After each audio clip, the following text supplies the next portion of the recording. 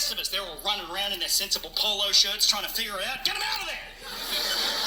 I mean, I find it challenging. I'm sure we all do, you know? You wake up first thing in the morning and someone's like, oh, hey, what's your fully formed opinion on this incredibly complex social issue that you just learned about 5 minutes ago? Quick, type it into your phone so the rest of us can tell you to fuck off and die. The confidence of people on the internet is truly astonishing. Imagine the self-belief it takes to tell someone you've never met before that you hope they get fucked by a chainsaw. I mean, what a consequence-free life you must have led up until that point. The kid that jumped off the roof onto the trampoline and didn't break their arm. Oh my God, you're invincible. I bet one day you could be the Attorney General. I'm at a point where... Oh, get fucked, Sydney. I'm outraged at that essence. Why would she lie? Get fucked. We have to never forget that knowledge travels faster than the speed of self-righteousness. Like, your opinions are kind of worthless if they're unbendable over time, you know? You've got to be willing to change your opinions, learn new information, adapt, fucking keep step with the knowledge. You have to be more like the algorithms that absorb all of your online activity to the point where you just have to think about buying a yoga mat and one smashes through your kitchen windows.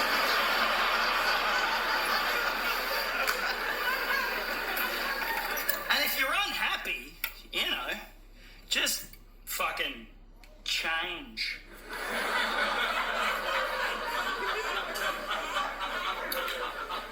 If you have the means to change. If you don't have the means to change, that's a terrible situation. I feel awful for you, but you probably do. I mean, if you're here, you know, can afford to come and see this shit, you could probably change.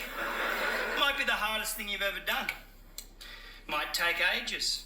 But please, for the love of God, if you're unhappy, fucking change.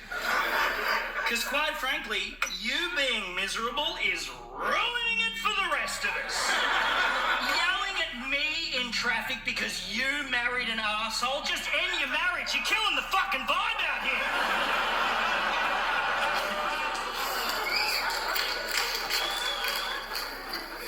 Jeez, I can't wait till we retire so we can hate each other in a camper van instead.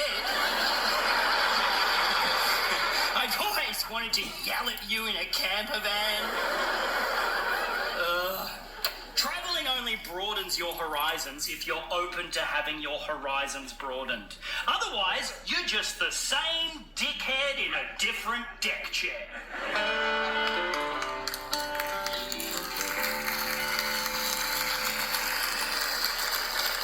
It's astonishing how quickly the intensity and density of New York City melts away behind me as the train winds its way along the bank of the Hudson River. Urban grey makes way for forest green, and as the train pulls in at Cold Spring Station, I feel myself starting to wake up for the first time in months. Have you ever washed clothes at the same time as a duvet cover? And then when you take the duvet cover out of the washing machine, all the clothes are somehow inside the duvet cover. And you have to climb in the duvet cover, get all wet from the duvet cover, just to rescue your little ball of clothes from the bottom corner of the duvet. The last few months, I feel like I've been stuck inside a duvet cover in a washing machine. And as we pull in at Cold Spring Station, it feels like someone's reached in and yanked me out of the bottom corner of the duvet.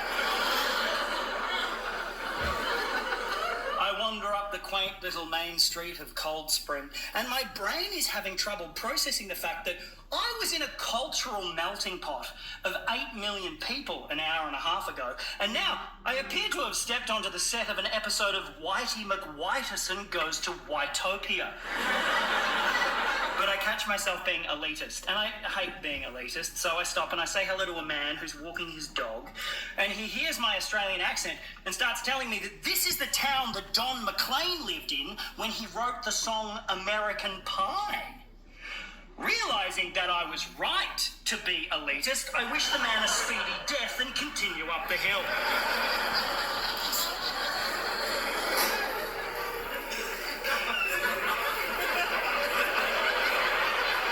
Did you hear that? Was that back there? What was that?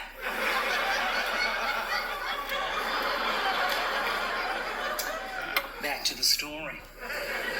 I find a hotel, eat a bowl of soup, and fall into a deep sleep.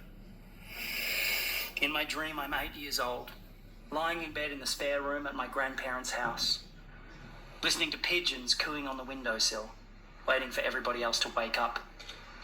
My grandmother leans in through the doorway. Good morning, chum. Hi, Nanny. Penny for your thoughts? I could have done better, you know. I've had everything handed to me and I haven't done anything with it. Well, you can either lie there carrying on like a tube bob watch, or you can pull up your britches and get out of your own way.